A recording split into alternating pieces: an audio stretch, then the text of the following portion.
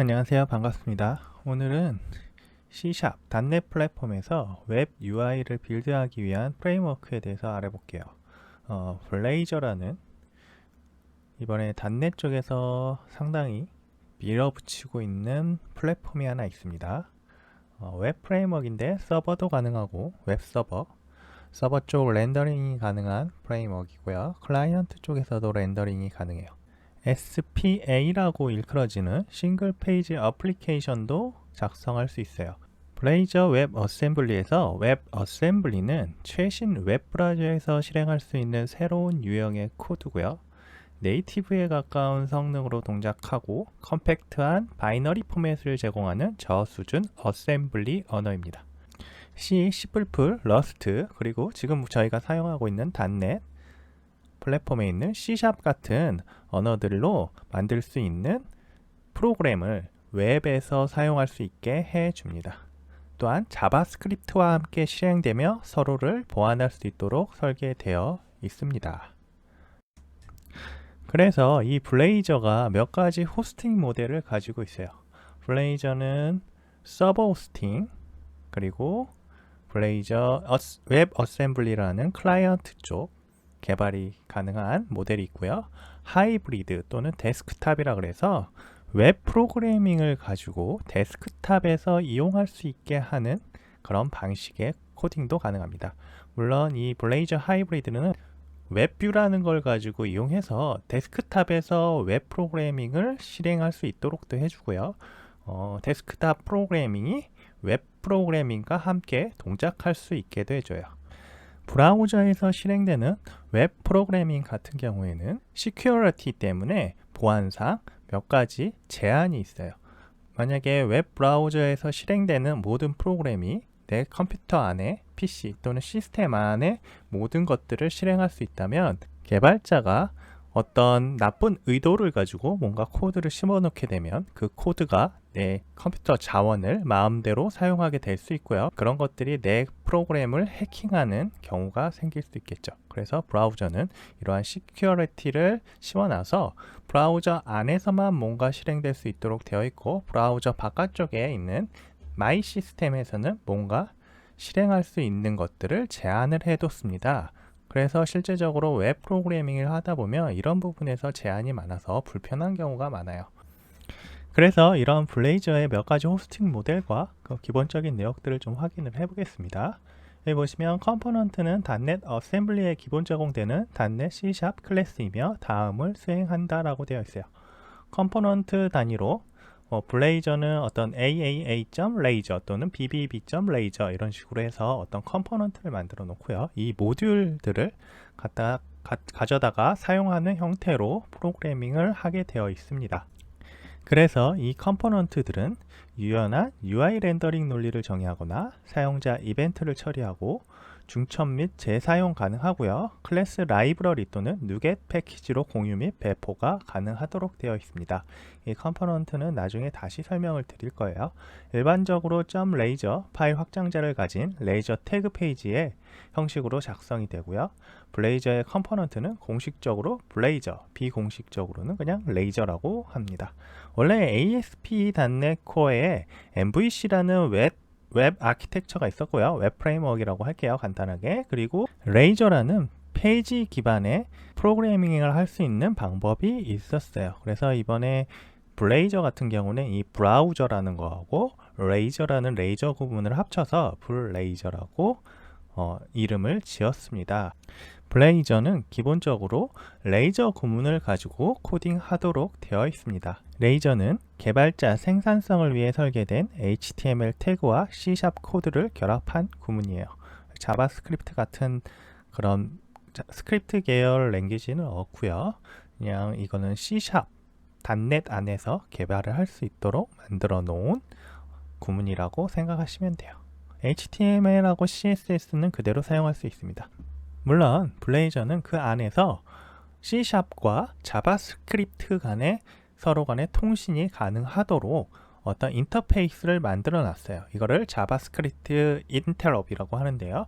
그런 식으로 자바스크립트의 펑션을 콜할 수도 있고요. 반대로 자바스크립트 프로젝트에서 C샵의 메소드를 호출할 수도 있도록 해놨습니다. 그래서 레이저 페이지 및 MVC도 레이저를 사용한다 라고 제가 여기에 빨갛게 써놨는데, 그러니까 이 .NET에서 ASP.NET Core MVC나 ASP.NET 레이저 페이지나 모두 레이저 구문을 사용하도록 되어 있고요. 블레이저도 이 레이저 구문을 사용하도록 되어 있어요. 그래서 .NET에서 웹 프로그래밍을 한다고 생각하면 레이저 구문을 꼭 알고 계셔야 합니다.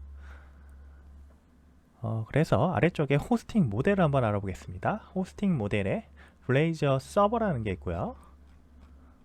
내려가시면 블레이저 웹 어셈블리라는 게 또 있어요. 웹 어셈블리, 그리고 마지막으로 블레이저 하이브리드가 있습니다. 사실 이 세 가지 중에서 가장 기대되는 것 중에 하나는 사실은 블레이저 하이브리드예요. 하지만 현재 이 프로젝트는 상당히 뭐랄까요, 지연되고 있습니다.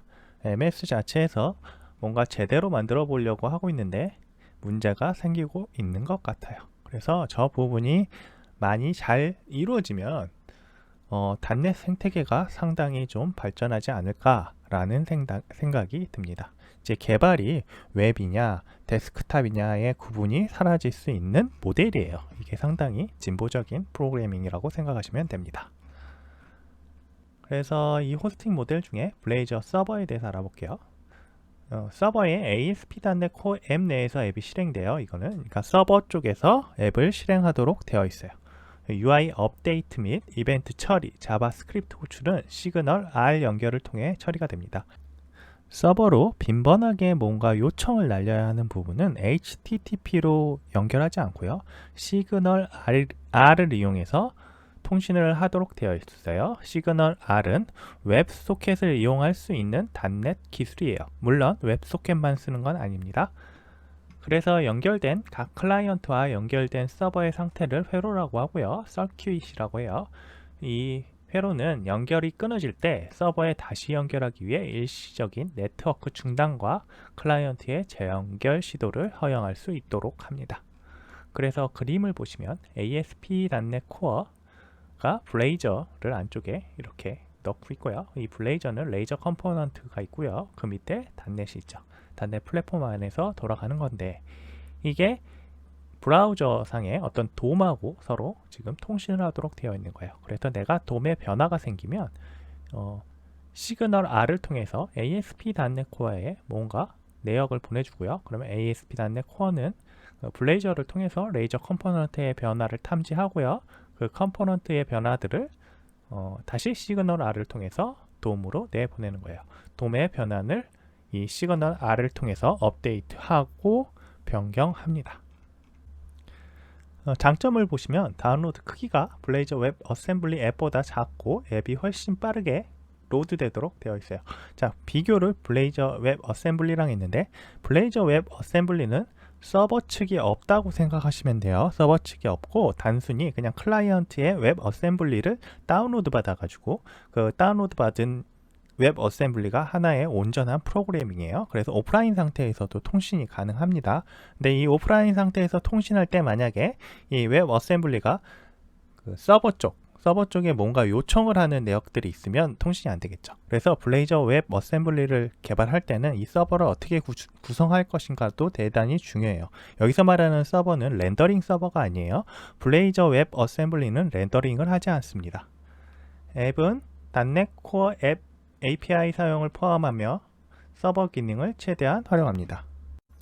블레이저 웹 어셈블리는 서버를 통해서 렌더링을 하지 않습니다. 블레이저 웹 어셈블리는 클라이언트 단에서 렌더링을 하도록 되어 있는 프로그램이에요.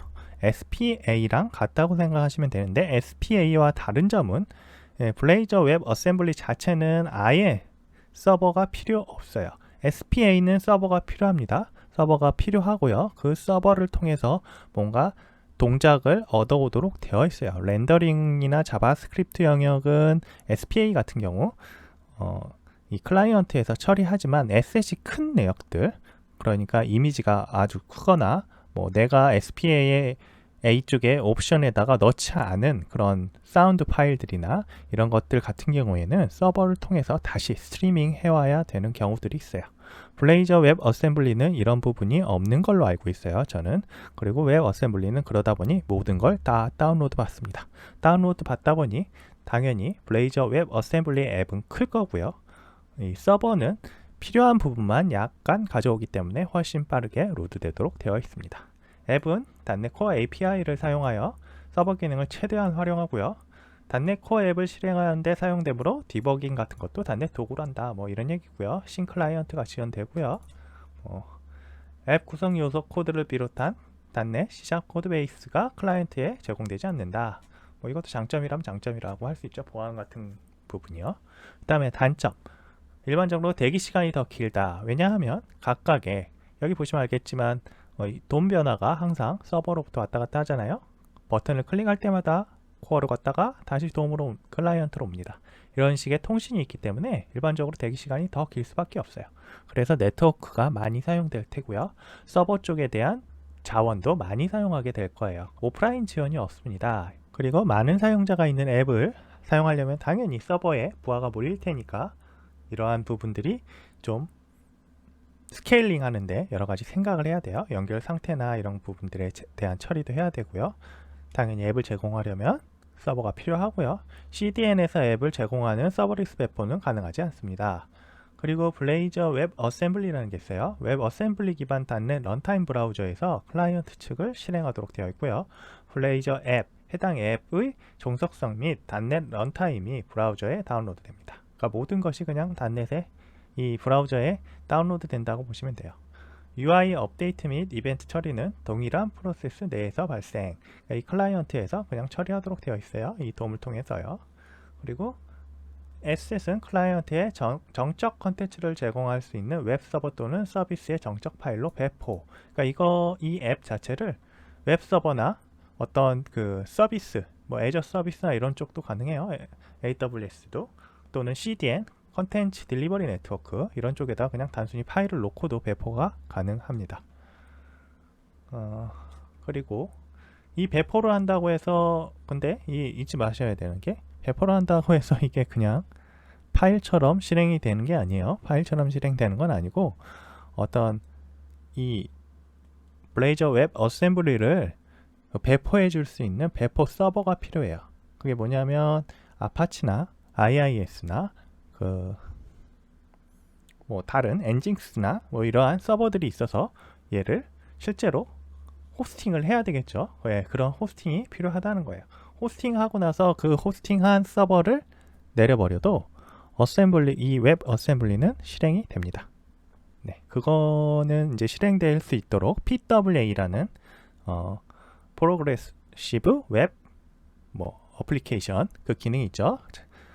구글에서 개발해 놓은 그 기능을 가지고 얘가 오프라인에서 동작할 수 있도록 할 수 있어요. 그래서 아예 서버가 끊긴 상태에서도 웹이 실행이 되도록 할 수 있습니다. 그래서 여기 보시면 독립 실행형 뭐 블레이저 웹 어셈블리 앱이 있고 호스팅된 블레이저 웹 어셈블리 앱이 있다고 돼 있잖아요. 기본적으로 .NET에서는 ASP.NET Core를 가지고 백엔드 서버를 구성하는데 이 독립 실행형은 그걸 하지 않고 그냥 배포하겠다는 거예요. 그래서 다른 아파치나 엔징스나 이런 쪽에다가 배포를 하겠죠. 그 다음에 호스팅된 블레이저 웹 어셈블리 앱 같은 경우에는 백엔드 ASP.NET Core가 자동으로 프로젝트에 만들어지고요. 그걸 가지고 자동으로 같이 배포를 하도록 되어 있는 앱입니다. 네, 이게 프로젝트를 만들 때 같이 만들어지는 형태예요. 블레이저 웹 어셈블리.js 스크립트는 프레임워크에서 제공하고 다음을 처리하도록 되어 있어요. 이게 제일 중요한 거겠죠. .NET 런타임 앱 및 앱의 종속성을 다운로드하도록 이 웹 어셈블리.js가 구성이 되어 있고요. 앱을 실행하기 위한 런타임 초기화를 합니다. 그래서 이런 것들을 다운로드 하려다 보니 처음에 init 작업이 상당히 오래 걸려요. 생각보다 오래 걸립니다. 그러니까 우리가 보기에는 설치라는 과정이 없어 보이지만 실제적으로는 브라우저를 통해서 인스탈을 하고 있다고 생각하시면 돼요. 그리고 그 인스탈 과정이 다운로드 과정을 통해서 처리를 합니다. 그래서 서버에서 다운로드된 후에는 종속성이 없어 서버가 오프라인 상태에서도 앱은 동작하도록 되어 있고요. 클라이언트 리소스와 기능이 완전히 활용이 되고요. 왜냐하면 클라이언트 쪽에서 실행이 되기 때문이겠죠. 이건 뭐 SPA의 다 장점이고요. 서버에서 클라이언트로 오프로드 됩니다. 그러니까 클라이언트 쪽에서 모든 작업을 처리하도록 할 수 있다는 거예요. 그 다음에 앱을 호스팅하는데 그 ASP.NET Core 웹서버가 필요하지는 않고요. CDN에서 앱을 제공하는 것과 같은 서버리스 배포 시나리오도 가능하다라고 되어 있습니다. 그리고 단점, 앱은 브라우저의 기능으로 제한됩니다. 그러니까 브라우저 안쪽에서만 실행이 되도록 되어 있어요. 웹 브라우저를 통해서만 실행이 가능해요. 그 다음에 클라이언트 하드웨어 및 소프트웨어가 필요합니다. 그래서 클라이언트 쪽의 하드웨어가 어느 정도 리소스를 처리할 수 있어야 할 테고요. 그 다음에 웹 어셈블리를 지원이 가능해야 된다는 거죠. 그 다음에 다운로드 크기가 더 크고 앱을 로드하는데 시간이 더 오래 걸립니다. 왜냐하면 그 관련된 .NET 프레임워크 관련된 애들이나 그런 것들이 다운로드가 되기 때문이에요. 여기서 말하는 .NET 프레임워크는 컴팩트한 .NET 프레임워크가 따로 있어요. 그리고 .NET 코드를 웹 어셈블리로 직접 컴파일할 수 있는 AOT 컴파일을 지원합니다. 그리고 마지막으로 블레이저 하이브리드가 있는데 이 앱은 웹 기술을 활용하는 기본 앱이에요. 블레이저 하이브리드 앱에서 레이저 구성 요소는 다른 .NET 코드와 함께 기본 앱에서 직접 실행되고 HTML 및 CSS를 기반으로 하는 웹 UI를 로컬 인터럽트 채널을 통해 포함된 웹뷰 컨트롤에 렌더링합니다. .NET MAUI, WPF 및 윈도우 폼스를 비롯한 다양한 .NET 기본 앱 프레임워크를 사용하여 빌드할 수 있습니다. 이게 이제 MAUI라는 .NET에서 밀고 있는 뭐 데스크탑에서도 되고 모바일에서도 되고 사실은 맥에서도 되고 리눅스에서도 지원을 하려고 했었는데 지금 리눅스 지원에 대한 내역은 빠져버렸죠. 그렇게 하나의 개발을 가지고 멀티 디바이스에서 동작할 수 있도록 만드는 이 새로운 윈도우 UI 플랫폼이에요. MAUI라는 게요. 그리고 WPF는 원래 있었던 윈도우 쪽의 프레젠테이션 프레임워크이고요.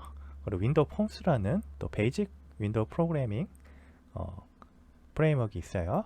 그런 것을 비롯한 다양한 .NET 기본 앱 프레임워크에서도 이 블레이저를 사용할 수 있도록 할 수 있습니다. 그래서 이 그림을 한번 보시면 하이브리드 앱이 있죠. .NET과 블레이저와 함께 하이브리드 앱이 있고요. 여기 보시면 웹뷰가 블레이저를 통해서 뭐 돔에 대한 업데이트를 하고 뭐 그런 식으로 네이티브 데스크탑 앱하고 웹뷰를 통해서 동작을 하도록 되어 있어요. 마찬가지로 이 모바일 쪽도 웹뷰를 통해서 웹뷰와 네이티브 모바일 앱이 블레이저와 돔을 통해서 통신을 할 수 있도록 이렇게 되어 있어요.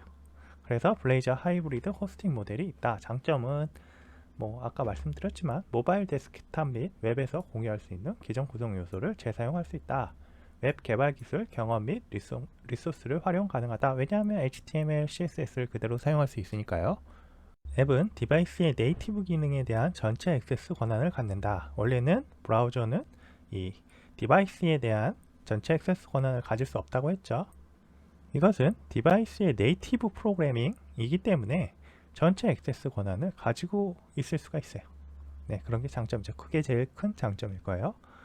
그리고 단점에 보시면 각 대상 플랫폼에 대해 별도의 기본 클라이언트 앱을 빌드, 배포 및 유지 관리해야 한다. 글쎄 이게 뭐 단점이라고 해야 되는지 모르겠네요. 원래 다른 것들은 뭐 브라우저에서만 하면 되니까 뭐 그럴 수 있겠으나 또 일반적으로 네이티브 클라이언트 앱은 브라우저에서 웹 앱에 액세스하는 것보다 찾기, 다운로드 및 설치가 더 오래 걸린다. 네, 당연히 그러겠죠. 모든 것들을 다 다운로드 받고 인스탈을 해야 할 테니까요. 그리고 여기 보시면 이제 뭐 어떨 때 어떤 호스팅 모델을 선택해야 하냐라고 해서 이제 뭐 이 표로 되어 있는 걸 MSDN 쪽에서 제가 복사를 해왔어요. .NET API를 전체를 다 쓰고 싶으면 블레이저 서버를 써야 되고요. 물론 하이브리드도 가능합니다. 어셈은 써서는 안 되고요. 그 다음에 서버 및 네트워크 리소스에 직접 액세스하는 경우는 블레이저 서버, 웹 어셈블리나 하이브리드는 직접 액세스하진 않아요. 하지만 이 플러스라고 되어 있는 것은 액세스할 수 있는 방법은 있다라는 거고요. 빠른 초기 로드 시간으로 작은 페이로드 크기, 이것도 마찬가지로 서버만 가능하겠죠. 다른 애들은 전체를 다 인스탈을 해야 합니다. 서버에서 앱 코드 보안 및 비공개, 이것도 서버만 가능하고요. 뭐 어셈블리나 하이브리드는 다 클라이언트 쪽으로 코드가 전달이 되겠죠. 근데 이 코드가 전달이 된다고 해도 뭐 직접 볼 수는 없어요. 코드는 사실 뭐 역어셈블리 하면 볼 수는 있겠죠. 그 다음에 다운로드한 앱을 오프라인으로 실행, 이거는 이제 웹 어셈블리하고 하이브리드는 둘 다 가능하고요. 정적 사이트 호스팅, 이거 블레이저 서버는 그런 게 가능하지 않고요. 이 웹 어셈블리나 가능하고요. 블레이저 하이브리드는 그게 가능하진 않고 얘는 인스탈을 해야 합니다. 그 다음에 처리를 클라이언트로 오프로드, 그러니까 처리를 클라이언트 쪽에서 처리하도록 하게 하는 거는 블레이저 서버는 가능하지 않고요. 어차피 이건 다 서버 렌더링이라 했죠. 웹 어셈블리는 가능하고요. 이건 SPA랑 같아요. 블레이저 하이브리드는 어차피 클라이언트에 인스탈을 하니까 당연히 가능하겠죠. 기본 클라이언트 기능에 대한 전체 액세스, 이건 블레이저 서버 안 되고요. 웹 어셈블리도 안 됩니다. 왜냐하면 브라우저 상에서 도는 거니까요. 블레이저 하이브리드는 네이티브 그냥 프로그래밍 앱이라고 생각하시면 돼요. 그래서 모든 기능에 대해서 전체 액세스가 가능합니다. 블레이저 서버 프로젝트에 대해서 기본 생성하는 방법을 한번 알아볼게요. 웹 어셈블리도 해볼 건데 먼저 서버부터 할 거예요. 그리고 앞으로 그 과정은 블레이저 서버 앱을 기반으로 저희가 강의가 나갈 거예요. 이 서버 앱을 기반으로 하는 이유는 블레이저 웹 어셈블리나 하이브리드는 아직 안정화되지 않다고 저는 생각하고 있어요. 웹 어셈블리도 아직 가야 할 길이 조금 멀고요. 하이브리드 같은 경우에는 아직 프리뷰라고 보셔도 될 것 같아요. 물론 MS나 이런 쪽에서는 정식으로 사용할 수 있다고 얘기는 하고 있는데 제가 보기엔 아직 기능이 많이 부족해서 이 두 가지는 아직은 조금 더 발전이 필요하다고 생각됩니다. 서버 앱은 저는 완성된 형태고 다른 그러니까 서버 쪽 스태틱 프로그래밍을 하고 있는 뷰 쪽의 눅스트라든지 뭐 리액트 쪽에도 있죠. 그러한 것들에 비해 리액트는 넥스트라고 하나요? 예, 그 넥스트 같은 서버 렌더링하는 그런 어떤 프레임워크에 비해서 그렇게 크게 뒤떨어지지 않는다고 생각돼서 블레이저 서버를 가지고 설명을 해 드리도록 하겠습니다. 일단 비주얼 스튜디오 2022를 실행을 시키시고 Create a New 프로젝트를 누르세요. 그리고 여기 가보시면 블레이저라고 한번 써볼게요. ZOR 치시면 웹 어셈블리가 있고 서버가 있어요. 저희는 서버를 할 거니까 서버를 누르고 넥스트를 누릅니다. 넥스트를 누르시면 블레이저 앱 프로젝트 이름을 할 수 있겠죠. 저는 그냥 블레이저 서버라고 서버 튜토리얼이라고 할게요. 그리고 나서 나머지 로케이션을 정하시고 솔루션 네임도 똑같이 하고요. 넥스트를 누르면 이제 이게 프레임워크는 저는 .NET 6 그대로 쓸 거고요. 그 다음에 오센티케이션 타입은 지정하지 않을 거예요. Configure for HTTPS라고 있죠. 저 HTTPS를 그대로 쓸 거고요. 도커는 사용하지 않겠습니다. 그리고 Create를 하시면 이렇게 코드가 만들어집니다. 그리고 여기에서 보시면 이 솔루션 구조를 확인할 수 있거든요. 좀 약간 제가 확대를 해볼게요. 자, 이쪽 솔루션 익스플로러에서 블레이저 서버 튜토리얼이라고 솔루션 이름이 되어 있고요. 그다음에 프로젝트가 있고 그다음에 몇몇 애들이 있어요. 디펜던시, 프로퍼티, 루트, 데이터 폴더, 페이지스 폴더, 쉐어드 폴더, 임포트 레이저라는 레이저 파일이 있고요. 그 다음에 앱 레이저라는 레이저 파일이 있어요. 그 다음에 앱 세팅이라는 제이슨 파일이 있고 이건 컨피규레이션 같죠. program.cs라고 해서 초기 엔트리 포인트가 있습니다. 네. 그래서 이 디펜던시 한번 보시면 프레임워크에 ASP.NET 코어 앱하고 .NET 코어 앱 두 가지만 들어가 있네요. 네, 나머지는 크게 중요한 건 아닌 것 같으니 넘어가고요. 프로퍼티스에 보시면 런치 세팅이라는 게 있고요. 이게 처음에 런치 될 때 어떤 것들에 설정을 할 수 있는 그런 설정 부분이 들어가 있어요. ww root 같은 경우에는 앱의 퍼블릭 정적 자산을 포함하는 앱의 root 폴더예요. css 폴더와 함께 부트스트랩 코드가 들어 있습니다. 그리고 데이터 이 폴더는 열어보시면 웨러 포캐스트, 이거는 웨러 포캐스트 서비스라고 해서 기본적으로 이제 여기에서 쓰려는 C# 코드들이 들어가 있어요. 앱의 패치 데이터 구성 요소에 예제 날씨 데이터를 제공하는 웨러 포캐스트 서비스 구현과 웨러 포캐스트 클래스가 포함되어 있습니다. 그 다음에 페이지스 열어볼게요.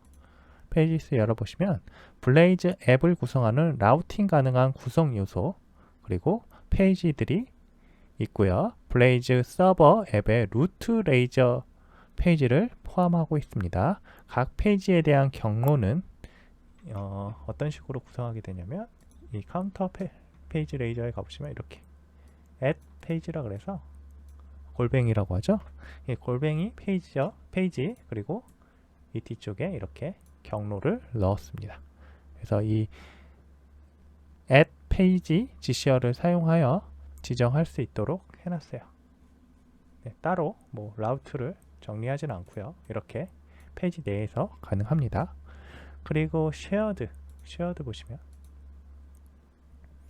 쉐어드에는 좀 여러 가지가 있는데 공유 구성 요소와 스타일 시트가 포함되어 있어요.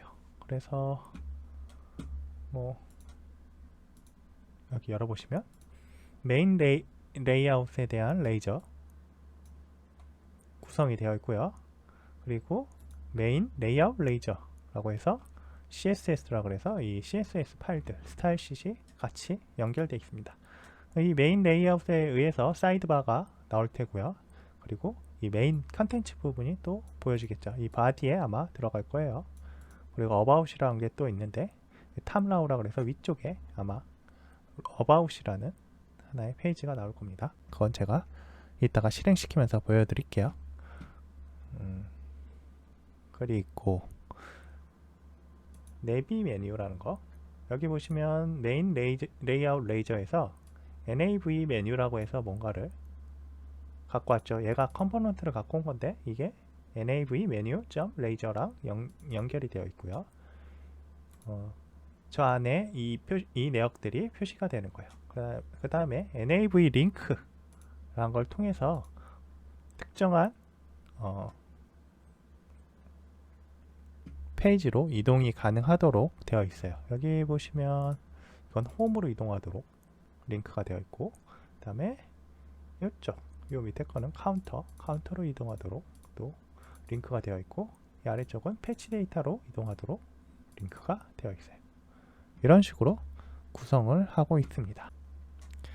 그리고 임포트 레이저 같은 경우에는 이제 네임스페이스들 그런 것들을 다 유징 통해서 가져오도록 기본적인 것들 가져올 수 있도록 해놓은 그 구문이라고 생각하시면 돼요.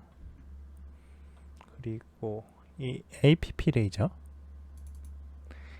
레이저가 이제 엔트리일 텐데 라우터 구성 요소를 사용하여 클라이언트 쪽 라우팅을 설정하는 앱의 루트 구성 요소입니다. 이게 루트이고요. 앱의 라우트 구성 요소는 브라우저 탐색을 가로채서 요청된 주소와 일치하는 페이지를 렌더링 하도록 되어 있습니다. 그래서 여기 파운드가 되면 이쪽으로 라우트 뷰를 해줄 거고요. not 파운드가 되면 이게 표시가 되도록 할 거예요. 네, app 레이저가 그런 역할을 해주도록 하고 있습니다. 그리고 program.cs 여기 뭐 app setting.js는 ASP.NET 코어로 프로그래밍 해보신 분들은 그냥 알 거예요. 이거 컨피규레이션이에요. 기본적인. 그리고 program.cs가 진입접인데 앱에 ASP.NET Core program.cs에 보면 뭐 설정 및 서비스 등록, 요청 처리, 파이프라인 구성 등의 앱의 시작 논리를 포함하는 앱의 진입점입니다.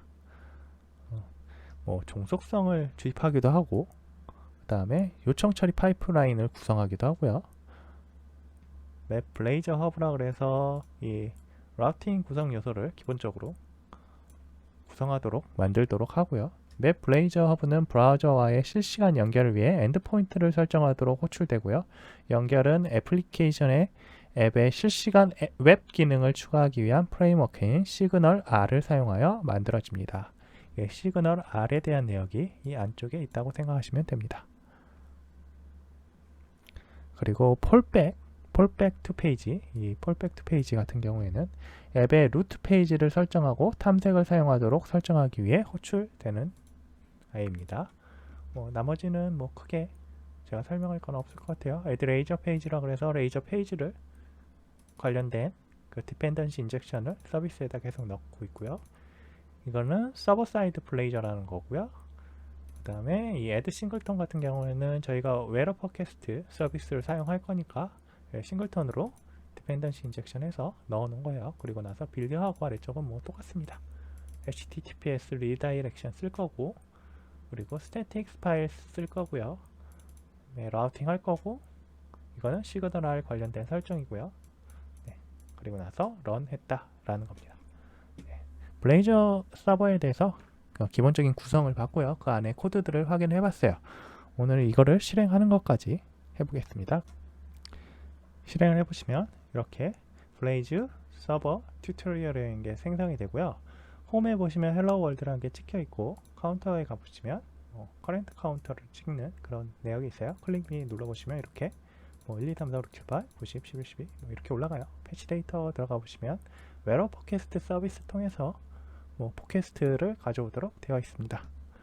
그리고 아까 얘기했던 어바웃을 눌러보시면 또 어바웃으로 가고, 여기 아마 서베이도 있을 거예요. 네, 브리프 서베이를 누르면 마이크로소프트 쪽으로 이동할 수 있도록 되어 있을 거예요. 그래서 이렇게 블레이저를 사용하면서 그런 것들에 대해서 내용을 다 하도록 되어 있습니다. 블레이저의 웹 어셈블리를 한번 만들어 볼 거예요.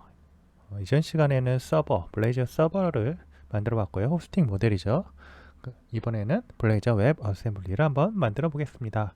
자, 같은 솔루션 프로젝트에서 add new 프로젝트를 한번 해볼 건데요. add new 프로젝트에서 여기서 마찬가지로 블레이저라고 한번 검색을 하시고요.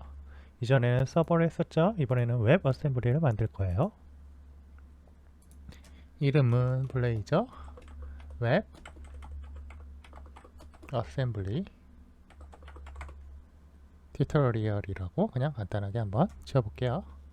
그리고 넥스트 하고 여기에서 ASP.NET Core Studio 하지 않고요.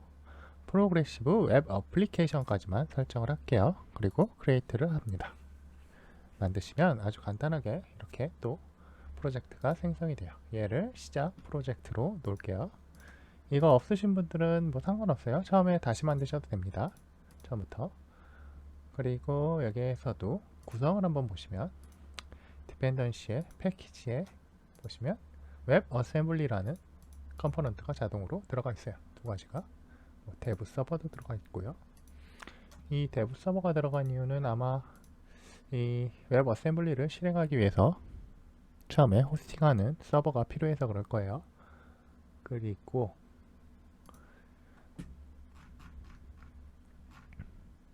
이 내역들을 실행하기 전에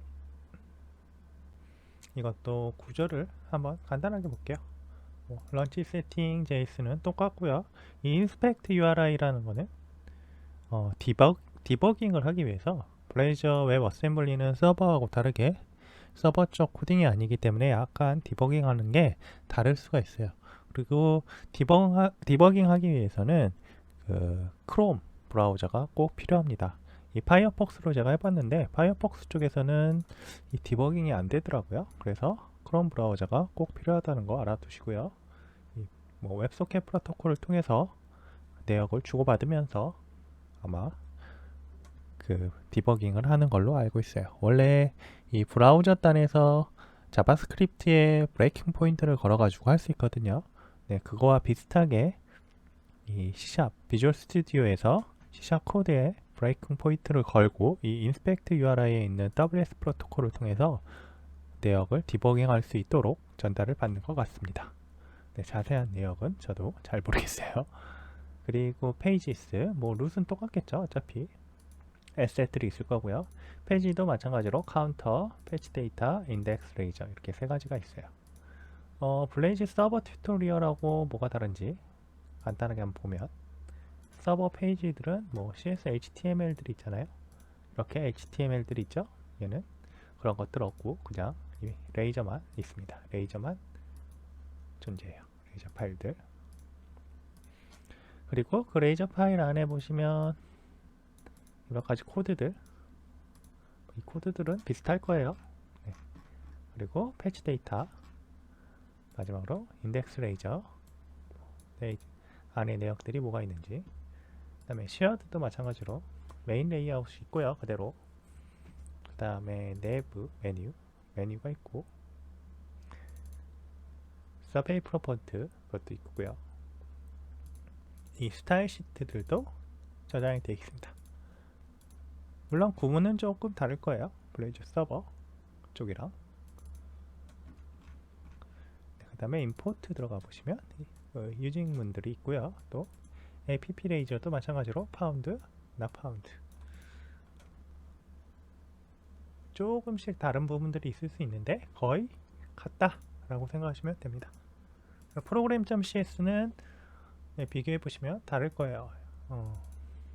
제가 위치를 해서 이게 블레이저 웹 어셈블리 쪽에 프로그램.cs고요. 이게 서버 쪽에 프로그램.cs예요. 보시면 알겠지만 블레이저 웹 어셈블리 쪽은 일단 이 유징 자체도 다르고요. 그쵸? 유징도 다르죠. 컴포넌트 웹 어셈블리 호스팅. 그래서 여기는 컴포넌트만 해놨는데 이 두 가지 이 웹 어셈블리 호스팅 이거는 없어요. 이쪽에. 그 다음에 빌더 보시면 웹 어셈블리 호스트 빌더라는 걸 통해서 크리에이트 디폴트 하고 있고, 얘는 그냥 일반적인 웹 어플리케이션 통해서 호스팅하고 있어요. 이거는 ASP.NET Core MVC도 마찬가지로 이렇게 하는 걸로 알고 있습니다. 그리고 루트 컴포넌트로 뭔가를 지정을 하고요. 샵app라고 해서 앱을 지정을 했고, 그 다음에 헤더 아울렛도 헤드가 뭔지 지정을 하는 것 같아요. 이렇게 헤드를 해서. 그리고 서비스 애드 스코프 해서 HTTP 클라이언트를 지정을 해놨습니다. 마지막에 그냥 run async 하고 있어요. 여기엔 여러 가지가 많이 있는데 얘는 없죠. 사실상 이렇게 지정을 하고 얘를 한번 실행을 해볼게요. 제가 F5번 누르면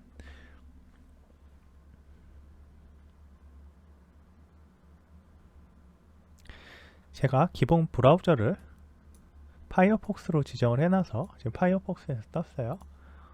그 기본 브라우저 지정은 지금 여기에는 없는데 잠시만요. Shift F4로 다시 해보겠습니다.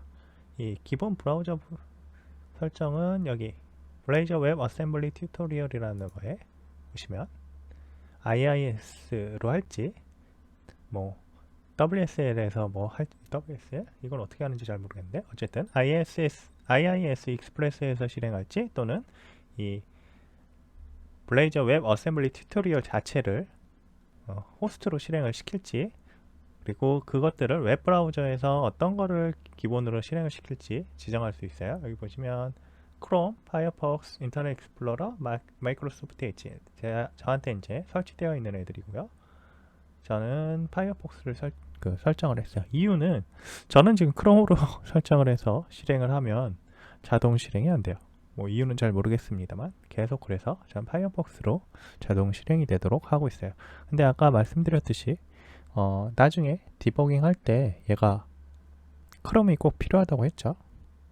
네, 일단 파이어폭스로 실행이 되는지만 확인을 해보겠습니다. 다시 누르시면 이렇게 실행이 되고요. 내역은 저번에 서버랑 같아요. 클릭하시면 이렇게 클릭미가 되고요. 패치 데이터 실행해 보시면 이렇게 됩니다. 패치 카운터. 네.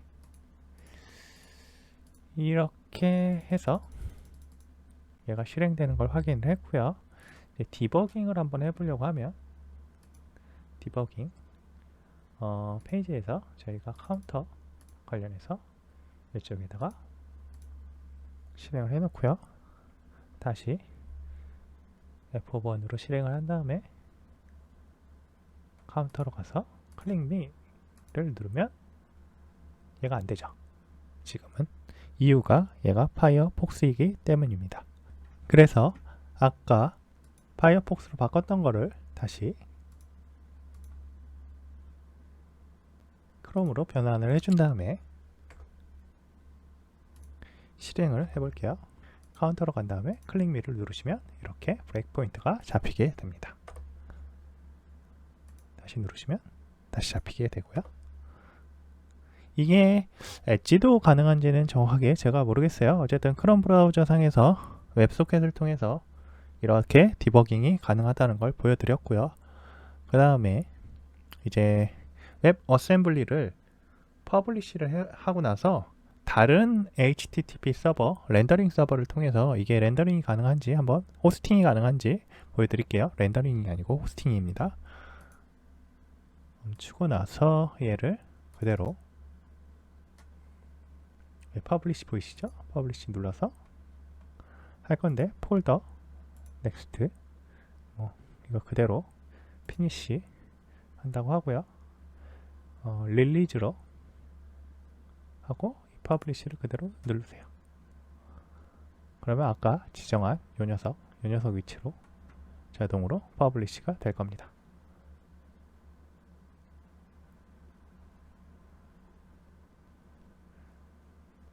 자, 컴파일 열심히 하고 있죠?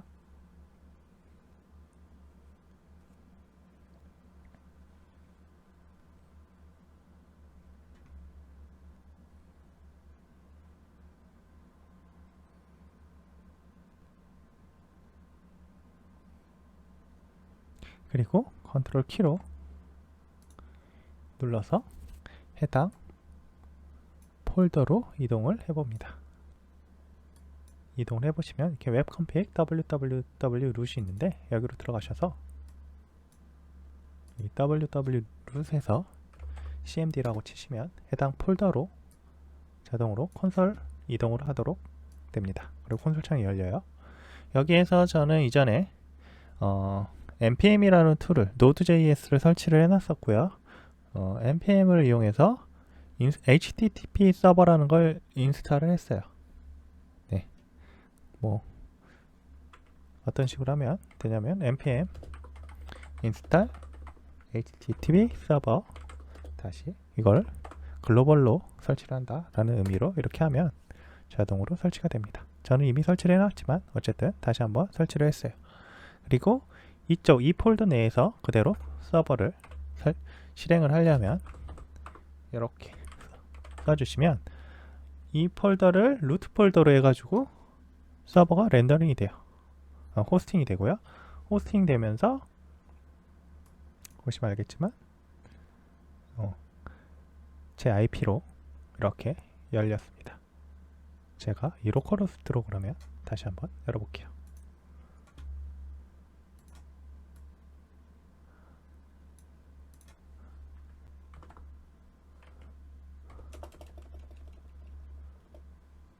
(8080) 누르시면 이렇게 실행이 되죠. 자, 제가 이걸 지금 한 이유가 뭐냐면 실행되죠? F12번 눌러보시면 제가 어플리케이션으로 이동을 할 수 있어요. 어플리케이션 이동하시면 매니페스트가 있고 서비스 워커라는 게 있어요. 지금 PWA라는 걸 우리가 아까 옵션에서 설정을 했었죠. 이 PWA가 이 서비스 워커라고 생각하시면 돼요. 그래서 오프라인에서 앱이 실행할 수 있도록 해주는 역할을 합니다. 네, 그래서 제가 이 녀석을 그대로 실행할 거고요. 이 상태에서 다시 F12번 눌러서 보기 힘드니까 되는 거 확인했고요. 이 HTTP 서버를 스톱을 해버릴게요. 자, 스톱을 했어요. 원래 일반적인 서버 어플리케이션 같은 경우, 서버 웹 프로그래밍 같은 경우에는 이 오프라인이 되면 아무것도 동작을 하지 않아요. 하지만 이 녀석은 동작을 합니다. 자, 홈으로 가면 연결이 되고요. 카운터 다시 실행이 되죠. 패치 데이터 가져요. 이 상황에서 다시 로컬호스트 8080으로 이동을 하면 다시 나오죠. 자, 오프라인 되어 있어요. 자, 이게 가능한 이유가 뭐라고요? 이 녀석 때문입니다. 서비스 워커요. 이 녀석이 오프라인에서 동작을 할 수 있도록 만들어줘요. 그래서 로컬호스트 8080이라는 클라이언트가 자동으로 설치가 됩니다. 네. 그리고 이것들에 대한 동작들도 다 가능하도록 해놨어요. 그래서 이런 것들이 실행이 되는 거고요. 만약에 여기에서 저희가 이걸 언인스톨을 해버리면, 언레지스터라고 있죠? 언레지스터를 해버리면 그때부터는 요 그 로컬호스트 8080을 이용할 수가 없습니다. 지금은 쓸 수 있죠? 어떻게 해서든. 자, 갑니다. 다 오프라인 되어 있지만 서버는 내려와 있지만 동작이 돼요. 그러니까 오프라인에서 실행이 된다는 얘기죠. 이거 언레지스터 해볼게요. 언레지스터 해버렸어요.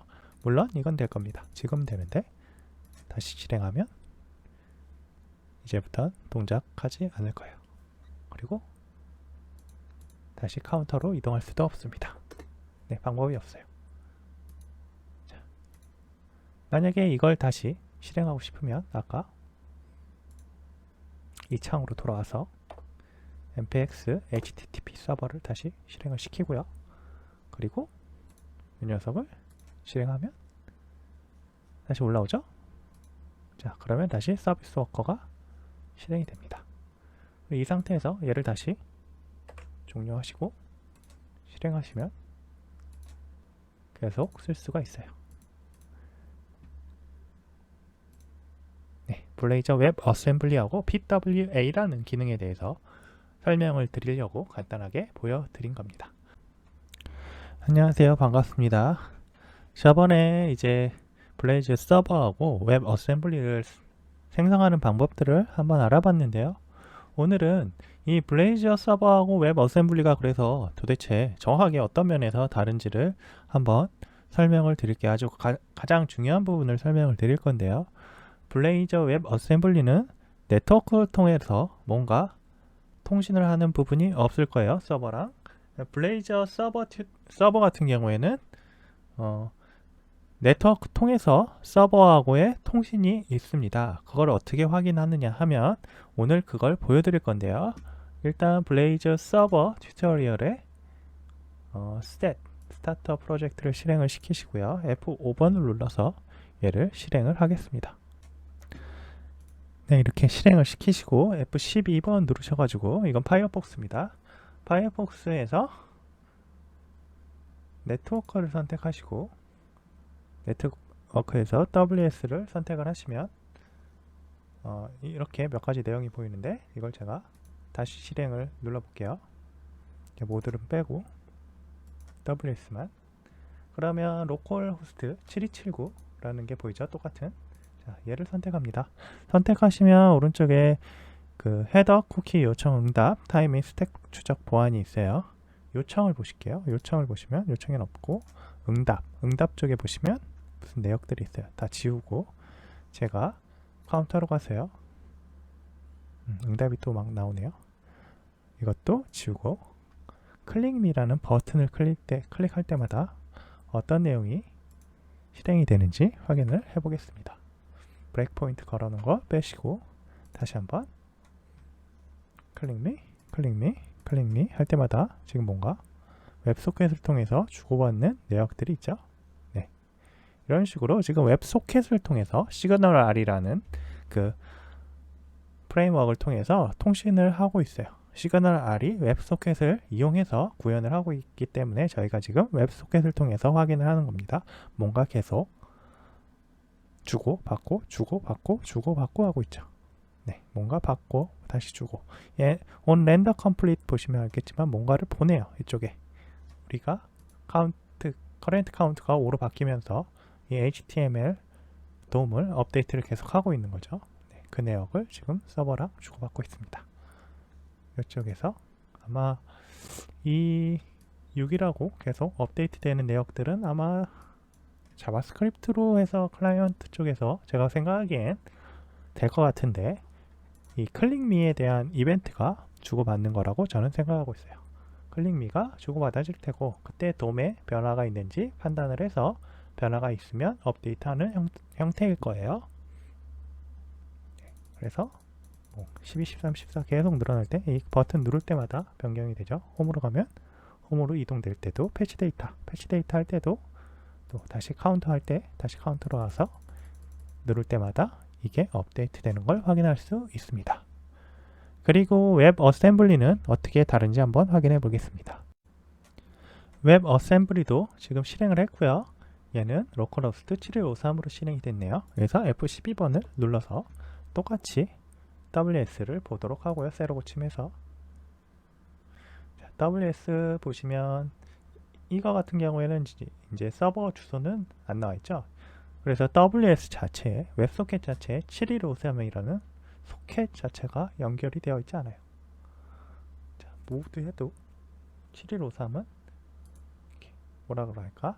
이렇게 회색 표시가 되어 있어요. 웹 어셈블리.js라는 한 리로드 관련된 내역들은 있네요. 블레이저 디버깅 때문에 되어 있는 것 같기도 하고요. 이건 정확하게 모르겠고, 네, 이렇게 되어 있는 게 있는데 웹소켓 관련해서 통신하는 부분은 없어요. 그 얘기는 뭐냐면 서버와 시그널 R 클라이언트를 통해서 웹소켓을 연결해 가지고 통신하는 부분이 없다는 거예요. 그래서 홈이나 카운터, 패치 데이터 이동할 때도 아무런 변화가 없습니다. 카운터를 가지고 클릭해도요, 얘 가봐도 응답 쪽에 아무런 변화가 없고요. 마찬가지로 이 녀석도 뭔가 하고 있긴 하나, 그거는 자체적인 자기의 받아들이는 게 있는 것 같고요. 이런 동작에 대해서 연결하는 건 없어요. 이건 브라우저 링크를 뭔가 해놓은 거라고 하네요. 그리고 HTML의 변화나 자바스크립트의 변화, 자바스크립트의 변화가 이렇게 보시면 그냥 내역만 나올 뿐 웹소켓으로 뭔가 받아올 수 있는 부분들은 없는 것 같습니다. 네, 이거를 확인할 수 있는 방법은 없어요. 그러니까 이걸 봐서는 블레이저 웹 어셈블리는 서버를 통해서 뭔가 통신을 하지 않는다는 걸 확인할 수 있죠. 그래서 이 커런트 카운트는 항상 이 클라이언트 브라우저 내에서만 실행이 되는 겁니다. 자바스크립트와 똑같죠. 그래서 이 블레이저 웹 어셈블리가 SPA라고 불릴 수 있는 거예요. 저희는 BWA 기능까지 넣어서 오프라인에서도 실행이 가능하도록 했었죠. 네, 그런 작업이 가능합니다. 오늘은 서버하고 웹 어셈블리를 확인해서 서버 쪽에서 어떻게 시그널 R에서 웹소켓을 이용해서 정보를 주고받는지를 확인해 봤어요. 서버는 웹소켓을 통해서 정보를 주고받고요. 클라이언트는 그런 정보를 주고받는 게 없습니다. 블레이저 서버에서 이 코드들에 대한 내역을 좀 자세히 확인을 해 볼게요. 그 전에 이제 블레이저의 컴포넌트라는 거에 대해서 간단히 알아보고 레이저 구문, 이름, 라우팅, 태그에 대해서 간단하게 설명을 한번 해보겠습니다. 컴포넌트는 레이저 구성 요소 파일에서 C# 및 HTML 태그 조합을 사용하여 구현되도록 되어 있어요. 그래서 저희가 이 페이지스의 카운터 레이저, 얘가 컴포넌트예요. 카운터 레이저를 보시면 자, HTML 코드하고 C# 코드들, 그리고 CSS 파일이 CSS가 있을 수도 있겠죠. 여기에는 클래스 넣었죠. btn 파이머리라는 CSS 스타일도 선언을 했습니다. 그리고 레이저 구문은 어떤 식으로 되어 있냐면 지시문과 지시문 특성이라는 두 가지 레이저 기능이 구성 요소에서 광범위하게 사용됩니다. 그래서 여기에서 봤을 때 이 페이지 있죠. add 페이지 이런 게 지시문이라고 하고요. 지시문 특성이라는 것은 요 온클릭 같은 것들, 네, 이런 것들을 지시문 특성이라고 합니다. add로 시작하는 예약 키워드들을 이야기해요. 그리고 명명 규칙이 간단하게 있는데 컴포넌트의 이름은 대문자로 시작해야 한다 해서 이건 규칙이에요. counter.razor, 이 C가 대문자죠. 그 다음에 패치 데이터도 마찬가지로 F가 대문자로 되어 있고, 그 단어의 끊김, 그러니까 스페이스가 들어가야 될 부분에 대문자로 바꿔 있어요. 파스칼 케이스라고도 하는데, 예, 그런 식으로 처리가 되어 있습니다. 그래서 이거 이름을 카운터 레이저를 소문자로 하고 이러면 안 된다는 이야기예요. 이 명명 규칙을 맞춰달라는 이야기입니다.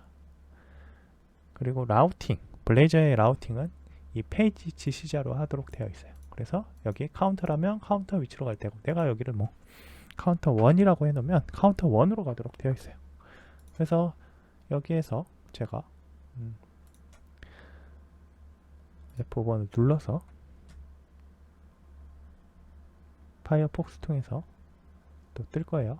블레이저 서버는 이 파이어폭스 아니면 안 뜨는 것 같더라고요. 뭐 설정하는 부분이 있는지 모르겠는데, 제가 아무리 설정을 해도 변경이 안 돼서 그냥 이대로 쓸게요. 그래서 이 서버를 실행을 이렇게 하고, 제가 카운터로 가려고 하면 저거 카운터 1로 제가 바꿨죠. 그래서 지금 가면 못 찾을 거예요. 여기를 1이라고 바꿔주시면 카운터 1로 자동으로 이동을 합니다. 네, 이런 식의 라우팅은 이 페이지 지시자에 의해서 처리를 한다 라는 거. 그리고 태그들이 있는데, 컴포넌트의 UI는 레이저 태그인 C# 및 HTML로 구성되는 구문을 사용하여 정의하고요. 컴포넌트 클래스 멤버는 하나 이상의 코드 블록에 정의하도록 되어 있어요. 여기 얘기하는 건데요. 여기 코드에 뭐 멤버들이나 이런 것들을 여기에다 넣을 수 있고요. 예를 들면 위쪽에서 사용하려는, 컴포넌트에서 사용하려는 어떤 특정한 데이터가 있다 라고 하고, 내가 ABCD 라고 한 다음에 이렇게 하지 말고 얘를 get set 라고 하고요. 인크리먼트 할 때 간단하게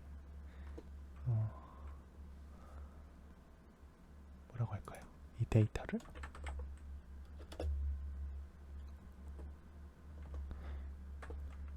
이런 식으로 하고, 여기에다가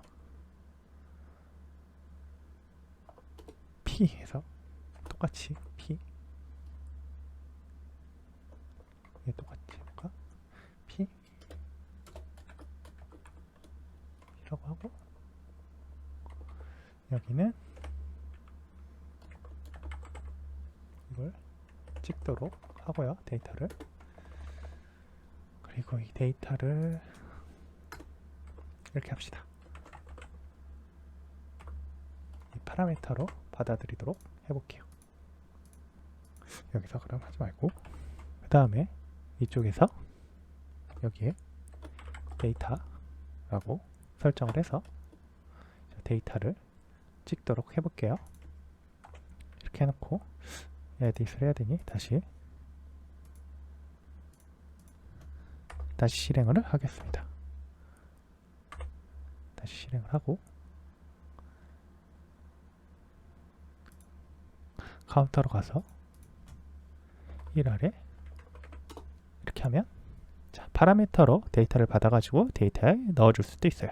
이런 식으로 뭐 코드 블록에 이런 관련된 내역들을 정의해서 쓸 수도 있습니다. 이 파라미터나 이런 부분은 나중에 다시 설명을 드릴 거예요. 여기 라우팅에 넣는 부분이나 이런 부분들요. 지금 그냥 간단하게 이런 방법이 있다 라고 생각하시면 되고요. 그래서 이 카운터 예제를 제가 간단하게 한번 분석을 해보면, 이 라인 1 페이지 지시문을 사용해서 경로 설정을 할 수도 있고 파라미터 데이터를 넣을 수도 있고요. 그 다음에 이 아래쪽 페이지 타이틀이라는 것, 이게 페이지 제목을 설정하고요. 카운터가 아닌 다른 이름으로 하면 또 다른 이름이 되겠죠. 그 다음에 라인 7번 5번은 그냥 뭐 이거는 카운터가 뭐다 라고 하는 그런 페이지, 이거는 페이지 타이틀이고, 요거는 그 페이지에 표시되는 카운터라는 거겠죠. 제가 이걸 보여드리면서 해야 될 것 같아요. 자, 이렇게 이게 더 나을 것 같습니다. 이 상태에서, 그래서 이 카운터가 요 녀석인 거고요. 이 위쪽에 이 카운터가 요 녀석이죠. 그 다음에 커렌트 카운트는 지금은 0이지만 이렇게 누를 때마다 증가가 되겠죠. 그리고 이 데이터는 제가 지금 금방 넣었던 파라미터 데이터고, 내가 이거를 1, 2로 바꾼 다음에 누르면 다시 1, 2가 될 거예요. 그때 커렌트 카운트는 다시 초기화가 될 테고요. 다시 페이지를 로드하기 때문입니다. 그리고 클릭을 누르면 다시 올라옵니다. 이 아래쪽에 요 인크리먼트 카운트를 보시면, 인크리먼트 카운트는 여기 온클릭이라는 애트리뷰트, 원클릭 애트리뷰트를 통해서 인크리먼트 카운트라는 거를 클릭 미를 버튼을 누를 때마다 얘를 실행하도록 연결이 되어 있는 거예요. 아마 뷰나 다른 리액트 같은 거 사용해 보신 분들은 쉽게 이해하실 거예요. 이게 단지 뷰나 리액트는 자바스크립트 구문이겠죠. 이 아래쪽이. 이 블레이저는 C# 구문이다 라는 것만 달라요. 그리고 나서 코드 블록을 정의하고 커렌트 카운트 변수 값을 증가시키는 인크리먼트 카운터를 여기에 18라인에 정의되어 있다라는 코드에 대한 내역입니다. 그렇게 어렵지는 않은 코드일 거예요. 이건 아주 간단한 코드들이고 블레이저가 이런 식으로 동작을 한다라는 것. 그리고 인덱스 레이저 같은 거 가보시면 처음에 홈페이지네요. 여기 또 보시면 페이지가 그러면 루트가 되겠죠. 얘는 루트가 될 테니까 저희가 요걸 빼버리면 저 인덱스로 가게 되겠죠. 네, 이런 식으로. 제가 뭔가를 잘못 눌렀나 봅니다. 새 페이지가 떴네요. 그리고 지금 이 패치 데이터도 여기에서 그대로 패치 데이터라고 이름을 잘못 썼네요. 패치 데이터라고 치면 이동이 될 거예요. 이런 식으로. 처음에 로딩이라는 화면이 뜨고 그 뒤에 뭔가 동작을 한다는 거죠. 이게 오래 걸리면 로딩이 뜰 거고요. 아니면 그냥 지나갈 거예요. 네, 이런 식으로 하도록 되어 있습니다. APP 레이저는 전에 얘기했듯이 이것도 나중에 조금 더 자세히 설명을 드리긴 하겠지만 이 파운드가 되면 만들어지면 발견했다 라고 하면 이 파운드 밑에 있는 이 HTML 태그들을 보여주고요. not-found가 되면 레이저 구문, 이 아래쪽에 있는 레이저 구문이 실행이 됩니다. 레이저 구문하고 HTML 태그가 같이 쓰도록 되어 있어요. 네, 이래서 편리하다라고 얘기를 하는 거예요. 예, 그리고 이 쉐어드 열어보시면 메인 레이아웃 레이저라고 있는데 이 메인 레이아웃 레이저가 이 레이아웃의 전체를 구성한다고 했잖아요. 저희가 봤을 때 사이드바겠죠. 사이드바에 내비 메뉴라는 걸 확인 한번 해보고 싶어요. 홈 카운터, 패치 데이터. 이 카운터가 지금은 누르면 그냥 카운터가 돼서 안 되잖아요. 어드레스가. 그래서 이걸 한번 수정을 해보겠습니다. 여기 가시면 카운터, href가 카운터라고 되어 있잖아요. 그러면 이걸 저희가 1로 바꿔버려요. 1로 바꾸고 저장을 하신 다음에 다시 홈으로 갔다가 카운터를 누르시면 카운터 1으로 돼요. 근데 카운터 1으로 돼도 지금은 어드레스가 안 나오잖아요. 이유가 있죠. 우리가 카운터에다가 이 데이터라는 걸 추가를 해서 그래요. 네, 이 데이터를 추가를 했기 때문에 그런 건데 이것도 제가 알기로는 이 뒤쪽에다가 물음표를 넣으면 될 것 같은 예감이 듭니다.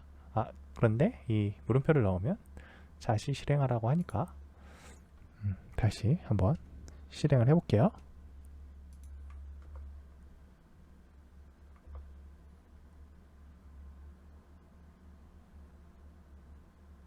그래서 카운터로 가면 이렇게 됩니다. 이 물음표를 넣는다는 얘기는 얘가 널이어도 된다는 거예요. 옵셔널 경로가 주어질 수 있다는 거죠. 이 내비게이트 경로라든지 이 컴포넌트에 대한 자세한 내역은 다시 제가 한번 설명을 드릴 거고요. 그때 되면 더 자세한 내용을 설명을 해 드리겠습니다. 오늘은 여기까지 하겠습니다. 감사합니다.